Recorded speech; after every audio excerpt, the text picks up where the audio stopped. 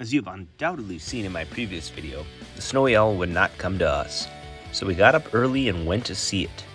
As we got close, we were greeted by multiple fields of white-tailed does and fawns. This group insisted on having their photo taken. As we approached the location where the owl had been spotted for the last few days, I was curious how tough it would be to find him. Turns out, not very. He was perched on a tree 100 yards off the highway and was visible from a half a mile away. Adult males are almost completely white like this one. The females have wider and darker marks and bars on their back, nape, and tail. The female is also up to 1 pound larger than the male. This is a big difference since males weigh about 4 pounds. The male is about 25 inches long while the female is 27 inches. Males also have a larger white bib, as you will see in later photos. A few crows were mobbing the owl. At first he ignored it, but one crow kept coming back. About the 7th time being dive-bombed, the owl gave a slight bark of annoyance. I actually think he said, "Beat it." It seemed to work because he was left in peace. It is unusual for snowy owls to make any vocalizations other than males during courtship. All large owls have to deal with harassment from crows. One study found that about 20% of the time, a mobbed owl will fly from its roost. Usually this leads to being chased by multiple crows. What I have read is that the crows will use mobbing to chase owls out of their territory to avoid predation. However, owls seldom eat crows.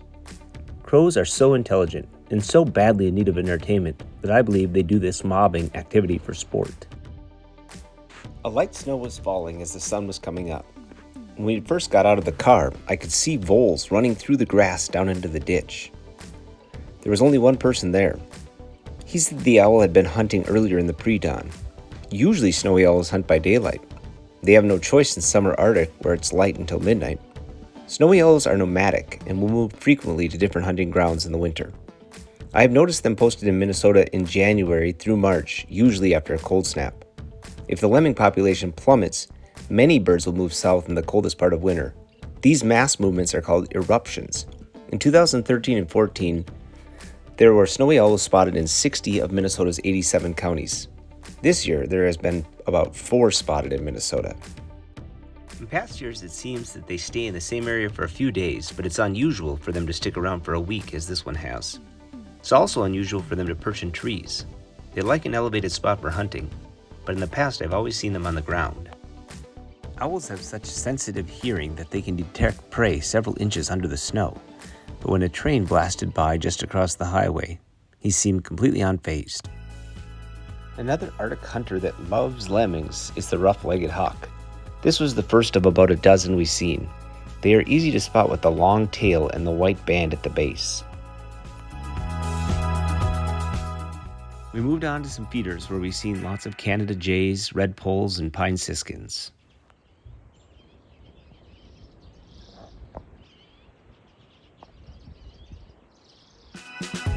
While we were watching the feeders, this bird flew overhead.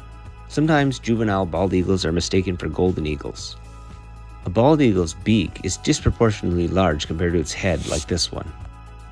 At another feeder, we found a pair of pine grosbeaks. There are not many at the bog this year because the seed supply is so plentiful further north.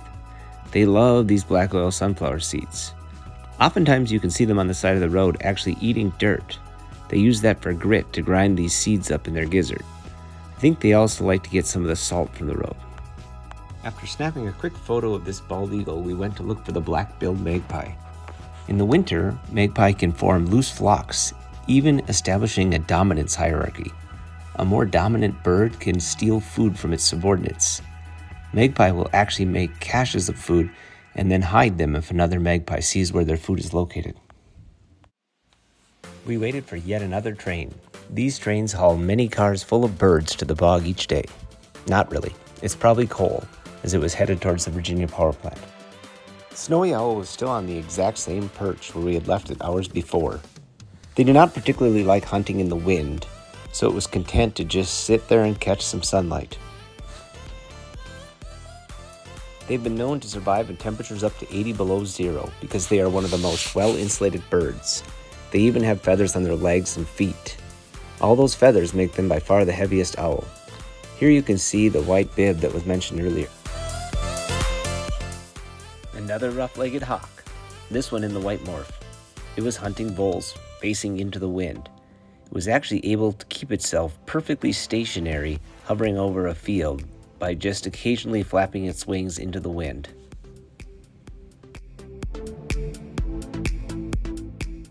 We returned to the feeders to find two men spreading peanut butter all over logs.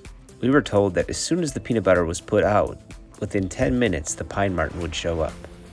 Unfortunately, all we saw eating the peanut butter were red squirrels. We drove to a nearby feeder which also had peanut butter put out, and were told that we just missed the pine marten by 1 minute. The peanut butter is also necessary for attracting the rare boreal chickadee. We drove back by the snowy owl, and he had moved 3 feet from the branch to the top of the tree. For being a daytime hunter, he was leading a very boring day. He wasn't even taking a nap.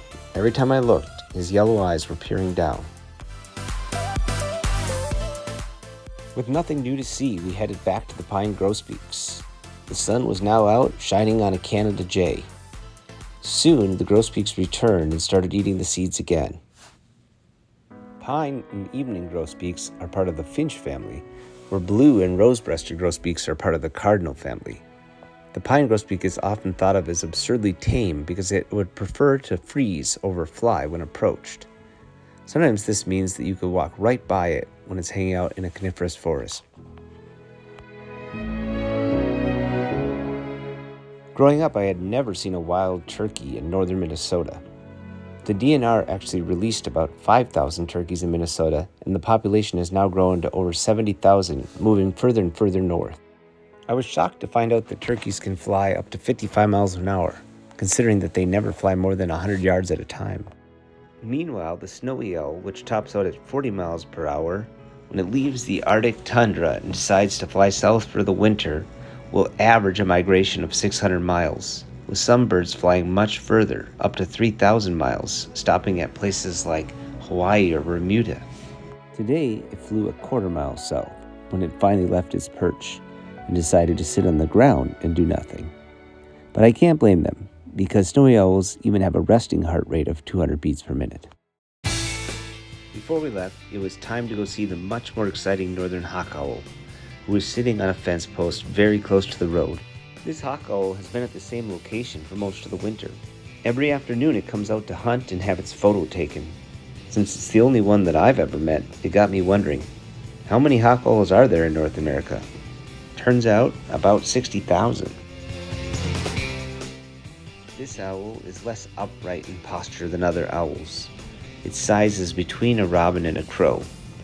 It flies low from tree to tree when hunting, and at the last minute it will swoop up to the top branch and sit on the top branch. I think it looks so crabby because soon it will have to return to Canada.